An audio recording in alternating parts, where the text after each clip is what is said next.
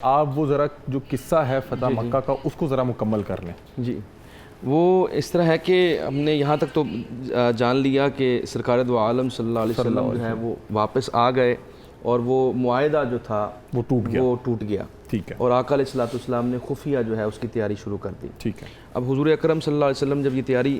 شروع کی تو آقا علیہ السلام نے یہ اعلان فرمایا کہ یہ بات جو ہے کفار مکہ تک نہیں پہنچنی چاہیے تاکہ خونریزی نہ ہو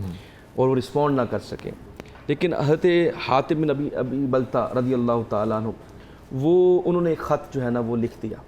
اور وہ بھجوا دیا مکہ والوں کو کہ آقا علیہ الصلوۃ والسلام کا لشکر آنے والا ہے، تو یہ میں اس لیے بتا رہا ہوں کہ تم میرے رشتہ داروں کے ساتھ جو ہے نا وہ ذرا نرمی کرنا، کیونکہ میں نے یہ خبر دے دی ہے تو لہٰذا تم میرے رشتہ داروں کے لیے جو ہے نا وہ آسانی کرنا۔ آقا علیہ الصلوۃ والسلام کو معلوم ہوا، وحی کے ذریعے معلوم ہو گیا، آقا علیہ السلام حضرت علی کو بھیجا اور ایک ساتھ صحابی تھے کہ جاؤ فلاں جگہ پر ایک عورت ہے وہ یہ لے کے جا رہی ہے۔ حضور اکرم صلی اللہ علیہ وسلم جب بھیجا وہ تیز گھڑ سوار جو ہیں وہ اس کے اوپر پہنچے، وہاں پہ جب آپ وہاں پہنچے تو اس عورت سے جو ہے وہ خط برآمد کروایا، اس کے اندر لکھا ہوا تھا، جب حضور کے بارگاہ میں یہ آیا معاملہ کہ بھئی آپ نے یہ خط کیوں لکھا، تو حضرت عمر فاروق کو بڑا غصہ آیا کہ یہ منافق ہے، معاذ اللہ یہ اس کو قتل کر دیا جائے، اس نے غداری کی ہے۔ لیکن آقا علیہ السلام نے فرمایا نہیں، یہ بدری صحابی ہے،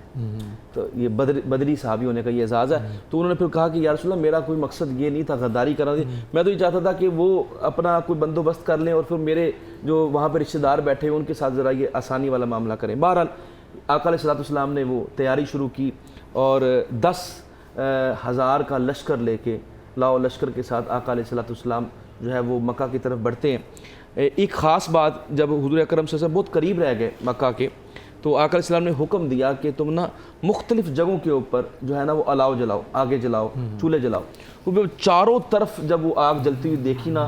تو وہ اپنا قریش مکہ خوف زدہ ہو گئے کہ پتہ نہیں اب تو لاکھوں کا لشکر لے کے جو ہے وہ آ رہے ہیں۔ اس لیے حضرت ابو سفیان دوڑے اور وہ آئے آقا علیہ السلام کے بعد۔ حضرت عباس رضی اللہ تعالیٰ عنہ نے سفارش کی اور حضرت ابو سفیان وہاں پر مسلمان ہو گئے، ٹھیک ہے۔ اور جب ہم مسلمان ہوئے تو پھر حضور اکرم صلی اللہ علیہ وسلم جب وہ مکہ میں داخل ہو رہے تھے،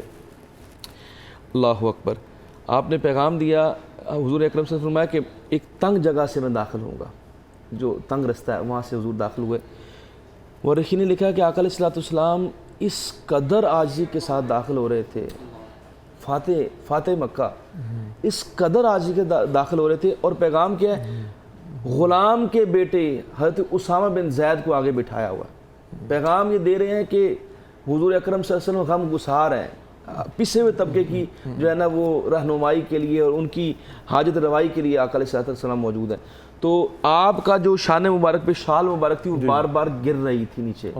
اس قدر آپ جھکے ہوئے تھے۔ لوگ داخل ہوتے ہیں فتح کے ساتھ اور اکڑ ہی نہیں ختم ہوتی، لیکن آپ بالکل جھکے ہوئے ہیں، اور آقا علیہ السلام جب وہ داخل ہو رہے ہیں، اور جب آپ داخل ہو رہے ہیں تو کریں وَقَلْ جَاءَ الْحَقُّ وَزَهَقَ الْبَاطِلُ إِنَّ الْبَاطِلَ كَانَ زَهُوقًا، حق آ گیا اور باطل چھٹ گیا، اور باطل نے جو ہے وہ چھٹنا ہی۔ بالکل ایسے ہی ہے۔ یہاں پہ ایک سوال پوچھنا چاہ رہا ہوں، ہمارے ہاں کچھ لوگ کہتے ہیں، لوگ کیا پتہ نہیں وہ عالم دین ہیں یا کیا، مطلب کہ انہوں کا میں نے کچھ بیان سنا تو وہ کہتے ہیں کہ فتح مکہ کے موقع پہ بہت سے اصحاب جو تھے وہ ڈر کے مارے جو ہے ایمان انہوں نے قبول کیا۔ استغفر اللہ، میں یہ وضاحت کرنا چاہتا ہوں جی، اور آپ کو پتہ ہی جی میں ان کا نام لوں گا جناب، میں ایسی کوئی بات نہیں، میں نام لوں گا۔ مرزا جیلمی صاحب ہیں، انہوں نے یہ کچھ دن پہلے یہ بات کی ہی ہے۔ بڑا افسوس ہوتا ہے، وہ ایک صحافی کو انٹرویو دے رہے تھے اور کہہ رہے تھے کہ جی فتح مکہ کے بعد جو لوگ ہیں وہ ڈر کے اسلام لائے، یہ صحابہ کی توہین ہے، ان کو شرم نہیں آنی چاہیے۔ سورہ توبہ کو انہوں نے حوالہ دیا ہے، وہ سورہ توبہ کی وہ جو آیات ہیں، یہ دوسری آیت نمبر 2 ہے، اس میں اللہ تعالیٰ واضح طور پہ برات من اللہ و رسولہ، وہ کافروں سے برات کا اظہار فرما رہے ہیں اللہ تعالیٰ، اور یہ کافروں کے لیے فرمایا کہ اللہ تعالیٰ کافروں کے لیے کوئی نرمی نہیں کرے گا۔ اور مزے کی بات یہ ہے، ذرا بس پتہ نہیں کیا بات ہے کہ لوگ کیسے لوگوں کو عالم سمجھتے ہیں۔ بہرحال 8 ہجری کو مکہ فتح ہوتا ہے اور سورہ توبہ 9 ہجری میں نازل ہو رہی ہے، تو وہ جو مکہ کی بات وہاں پہ کیسے فٹ آ سکتی ہے؟ وہ بات ہی بات والوں کے لیے، اور وہ جب حنین ہو گیا، تبوک ہو گیا، اس کے بعد یہ جو ہے وہ آیت نازل ہوئی ہے کہ جناب اب اسلام ہر طرف چہار دانگے عالم میں اسلام کا پیغام پہنچ چکا ہے، اب تمہارے پاس 4 ماہ ہیں، اس کے بعد تمہارے پاس جو ہے جزیرہ نما عرب جو ہے تم خالی کر دو گے۔ یہ صحابہ کے لیے نہیں تھا، یہ کافروں کے لیے تھا، وہ قبائل جو اس وقت تک مسلمان نہیں ہوئے تھے، جو مکہ کے ساتھ متصل علاقوں میں رہتے تھے، یہ ان کے لیے حکم تھا۔ مکہ میں جو عقل، آپ مجھے یہ بتائیے، بڑی کامن سینس کی بات ہے، آقا علیہ السلام جب داخل ہو رہے ہیں، جی جی مکہ فتح ہو چکا ہے، حضور اکرم صلی اللہ علیہ وسلم جو ہیں وہ پیغام دیتے ہیں کہ جو اپنے گھر میں رہا اس کو امن ہے، ٹھیک ہے،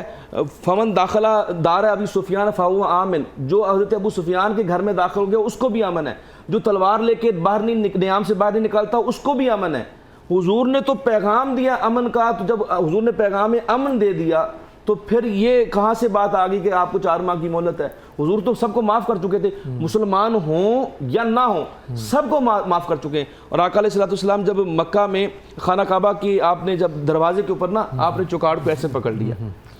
اور حضور اکرم صلی اللہ علیہ وسلم نے پہلے تو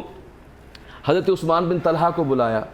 جن کے پاس چابیاں تھیں، اور آپ کو پتا ہے کہ جمعرات والے دن دروازہ کھلتا تھا زمانہ جاہلیت میں بھی نا، تو حضور اکرم صلی اللہ علیہ وسلم ایک دفعہ داخل ہونے لگے تھے، حضرت عثمان بن طلحہ نے آپ کو اجازت نہیں دی تھی،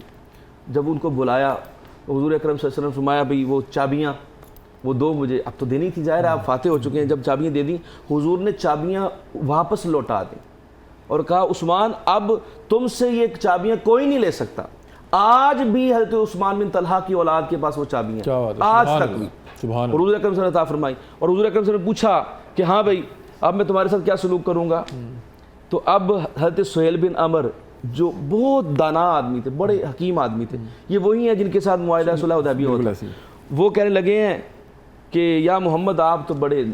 جو ہے وہ اکرام والے بڑے کریم آدمی ہیں، بڑے شفیق آدمی ہیں، تو آپ ہمارے ساتھ اکرام والا معاملہ کریں گے؟ تو وہ پھر جملہ جو آیا کریمہ بھی ہے، اور حضرت یوسف علیہ السلام نے جو اپنے بھائیوں سے کہا تھا لا تثریب علیکم الیوم، آج تم سے کوئی مواخذہ نہیں کیا جائے گا، اور آقا علیہ السلام نے سب کو معاف کر دیا۔ ہم یہاں بات کریں گے کچھ لوگ تھے جن کو مباح الدم قرار دیا ہوا تھا کہ جو جہاں مل جائیں اینما اخذوا سقفوا وقتلوا تقتیلا، جہاں مل جائیں پکڑ لیے جائیں اور قتل کر دیے جائیں جیسے قتل کرنے کا حق ہے۔ یہ وہ لوگ تھے جو حضور کے گستاخ تھے، گستاخ رسول تھے، ان میں سے 2 بندوں کو قتل کیا گیا، بقایا 17 لوگ تھے جن کو آقا علیہ السلام نے حضور کی بارگاہ میں آئے، حضور نے معاف فرما دیا۔ اس کی کیا بات ہے۔